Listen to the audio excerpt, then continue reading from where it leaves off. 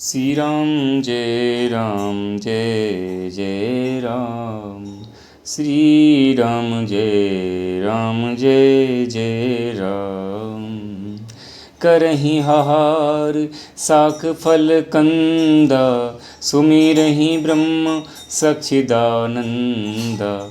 पुनि हरि हेतु करन तप लागे, बारी आधार मूल फल त्यागे। वे साग फल और कंद का हार करते थे और सच्चिदानंद ब्रह्म का स्मरण करते थे।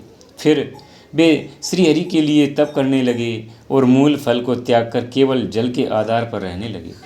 और अभिलाष निरंतर होई, देखिए नयन परम प्रभु सोही।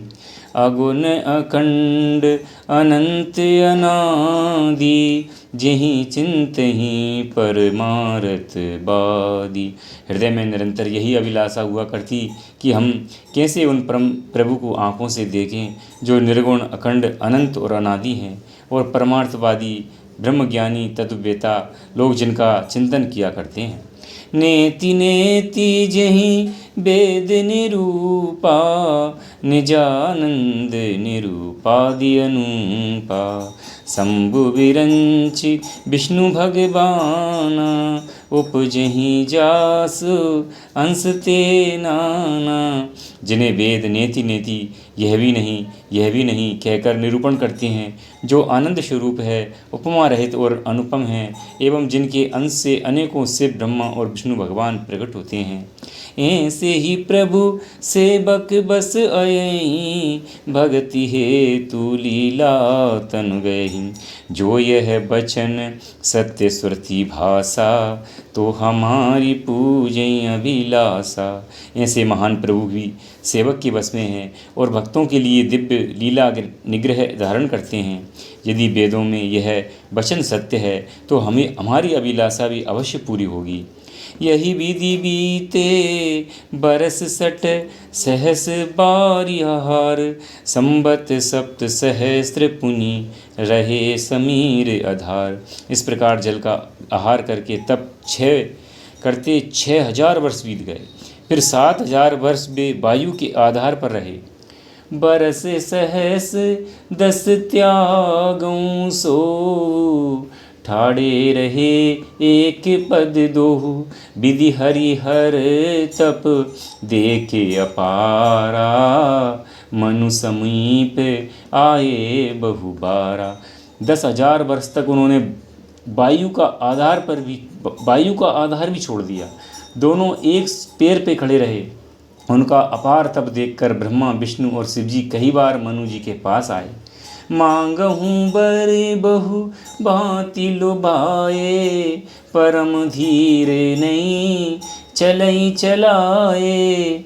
अस्थि मात्र हुई रहे शरीरा, तदपि मनांग मनई नहीं पीरा। उन्होंने इन्हें अनेक प्रकार से ललचाया और कहा कि कुछ वर मांगो, पर वे परम धैर्यवान राजा रानी अपने तप से नहीं डिगे।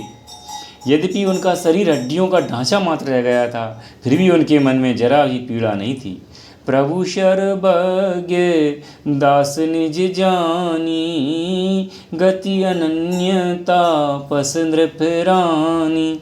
मांग मांग बर भेनब बानी, परम गंभीर कृपामृत शानी। सर्वज्ञ प्रभु ने अनन्य गति आश्रय वाले तपस्वी राजा रानी को निज दास जाना। तब परम गंभीर और कृपा रूपी अमृत के सनी हुई यह आकाशवाणी हुई कि वर मांगो। मृतक के जिया बनी गिरा सुहाई, श्रवण रंद हुई और जब आई। हष्ट पुष्ट तन भये सुहाए, मानहूँ अबहि भवन ते आए। मुर्दे को भी जला देने वाली यह सुंदर वाणी कानों के छेदों से होकर जब हृदय में आई, तब राजा रानी के शरीर ऐसे सुंदर और अष्टपुष्ट हो गए मानो अभी वो घर से आए हों। श्रवण सुदा सम बचन सुनी, पुलक प्रफुल्लित गात, बोले मनु करि दंडवत, प्रेम न हृदय समात। कानों में अमृत के समान करने वाली, कानों में अमृत के समान लगने वाले वचन सुनते ही उनका शरीर पुलकित और प्रफुल्लित हो गया। तब मनु जी दंडवत करके बोले, प्रेम हृदय में समाता न था। श्री राम जय राम जय जय राम। ओम श्री राम जय राम जय जय राम।